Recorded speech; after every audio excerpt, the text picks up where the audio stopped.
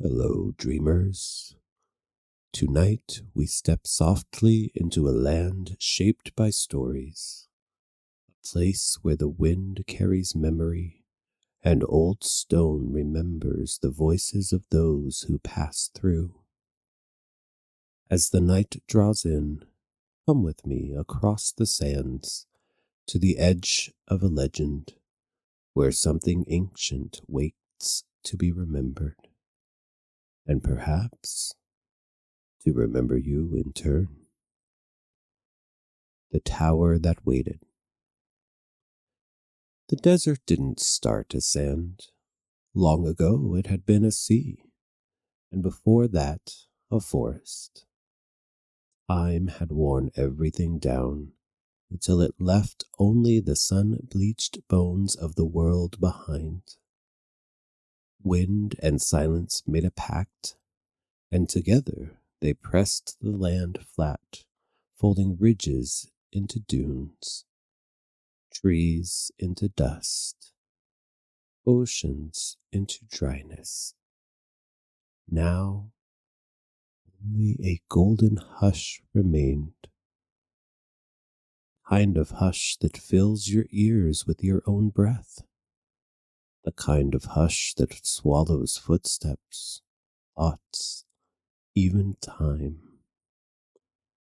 And in the middle of that endless quiet, where the sun spilled across the dunes like liquid gold, and even the wind seemed to tiptoe, the tower stood. It did not just rise up from the sand, it emerged from it.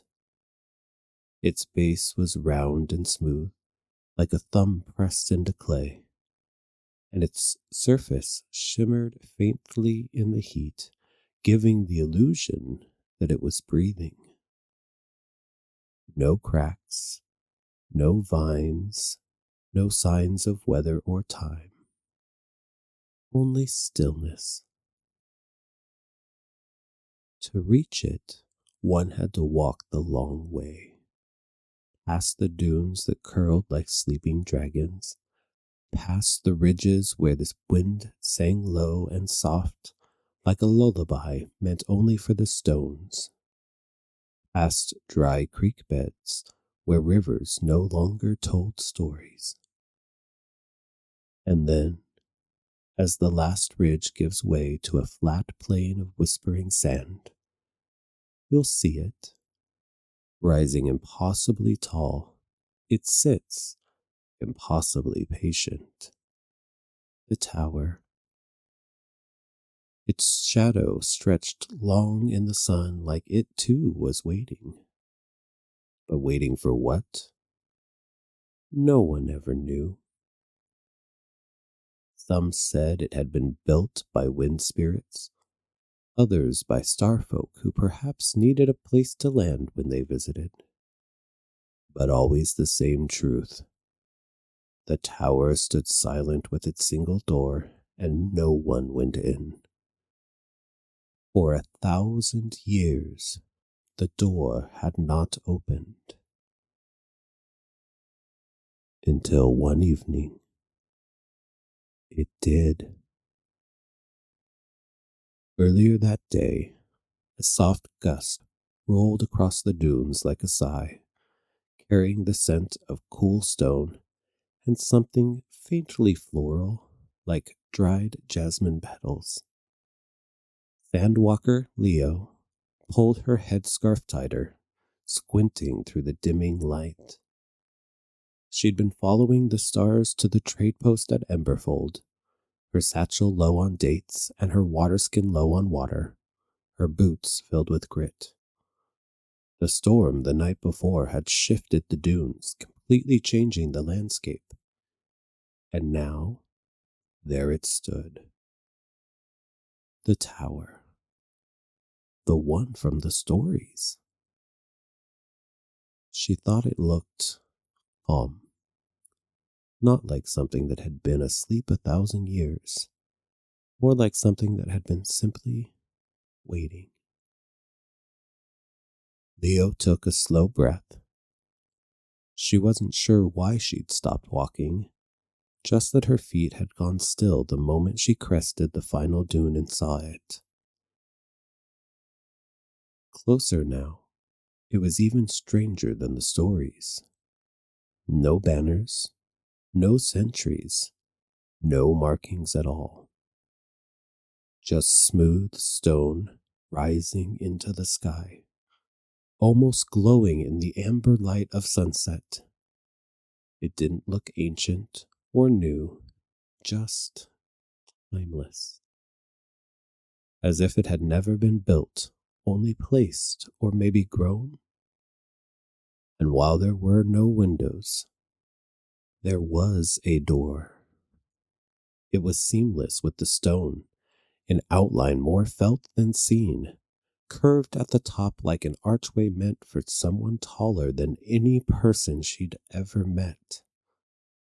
No handle, no keyhole, just a faint shimmer in the air around it, like heat haze or breath on glass. Leo shaded her eyes with one hand. There were no footprints in the sand leading up to it, no signs of anyone coming or going, no offerings, no warnings, just stillness. She had heard tales of travelers who had searched their whole lives and never found it, of how it only appeared to those who weren't looking.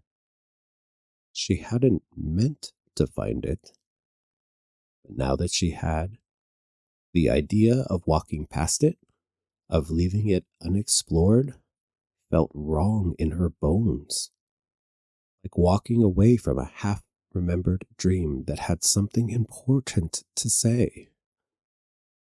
So, she stepped forward.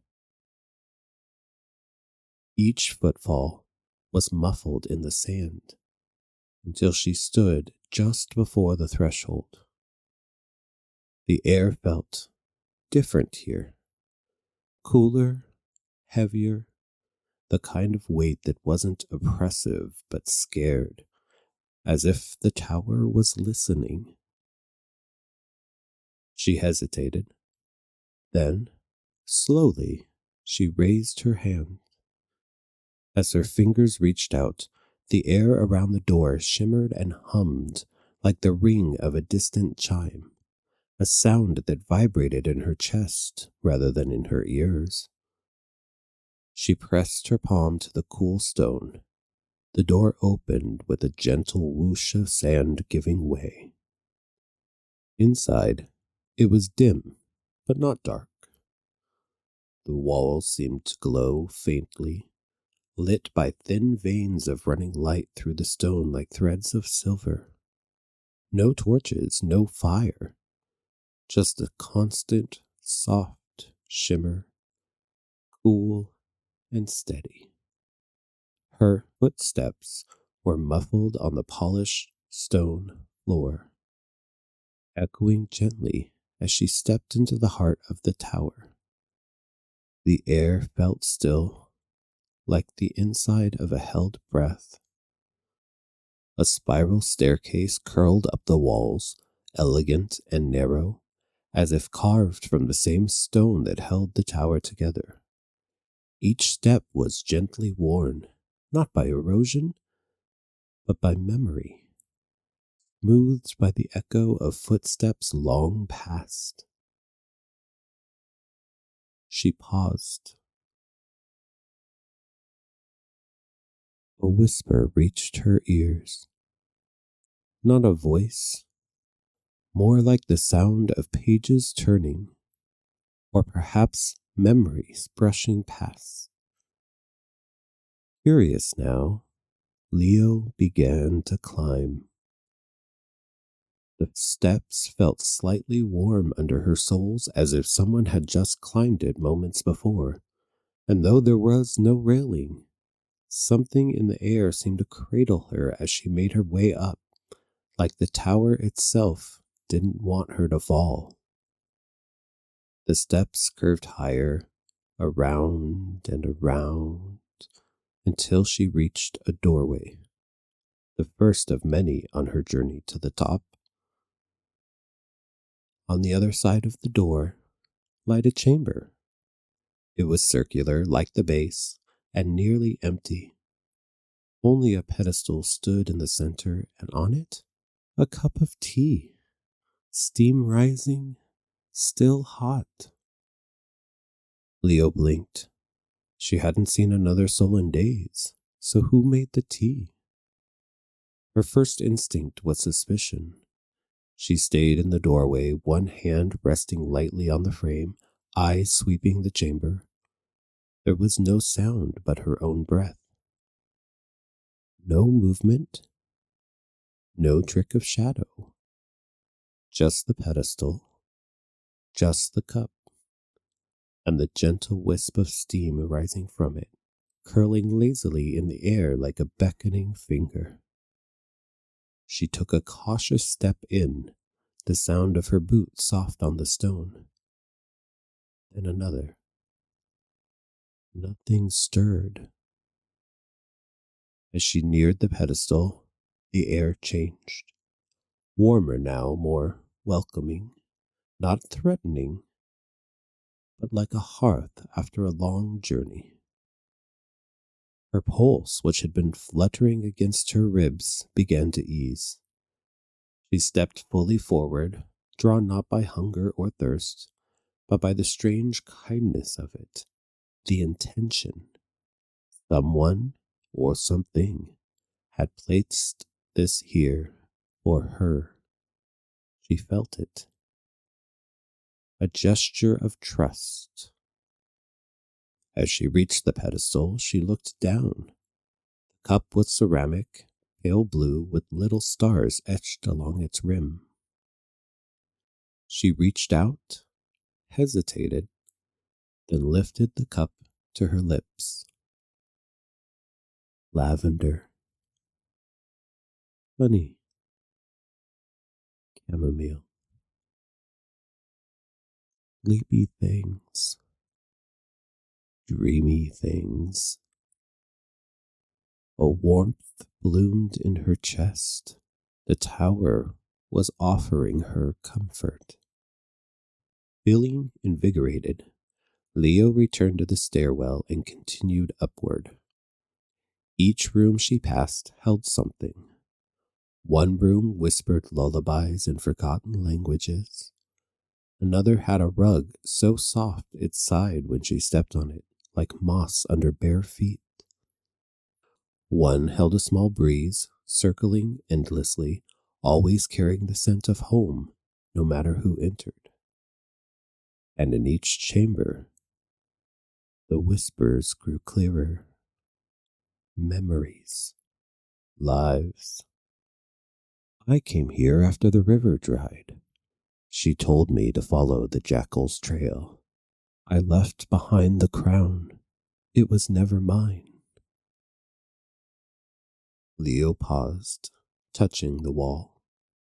It was warm, almost pulsing faintly beneath her fingertips. Was the tower alive? No, not quite, but it remembered. By the time she reached the final room, night had fully fallen. The chamber at the top was wide and round, with open archways cut in every direction, letting in the desert stars and breeze. In the center, a low cushion in a stone basin filled with starlight. Not water, not air, something between. Leo knelt, brushing her fingers through it. As she did, the basin shimmered and the room changed. The stone became glass, and suddenly she could see them. Faces upon faces, ghosts of travelers who had come before. They were not sad, nor trapped. They smiled, watching, remembering. The tower was a keeper of stories. It waited for those with something to share. It had waited for her. She sat on the cushion, the breeze playing in her hair, and then, softly at first, she began to speak. She told it of her mother's bread, crisp with fennel and steam, of the sand cat she'd rescued as a child and how it still followed her from dune to dune, of the storm and the stars, and the way her heart ached when she looked too long at the moon. She told it things no one had ever asked her, things no one had cared to know. All her life, Leo had walked other people's paths. She had listened, mended, carried, but no one had ever stopped to wonder what she had seen, what she remembered, until now. The tower listened. The tower remembered. And when she finished, the starlight in the basin shimmered. A single word formed on its surface. Return. The wind circled her once, brushing her cheek like a kiss, and in that moment Leo understood. The tower did not seek the loudest stories or the grandest. It waited for the ones almost lost, the ones that would never be written down, the ones whispered to the wind by those who thought no one would remember them. It had waited for her, and now it would carry her voice forever. Morning came. The door opened again with a click. Leo stepped out into the sand, refreshed, heart full, smile wide. She left no footprints behind her, and the tower stood quiet again, stone cool and smooth, waiting. But now it whispered with her voice too. It always had room for one more story, and it has room for yours. Good night, dreamers.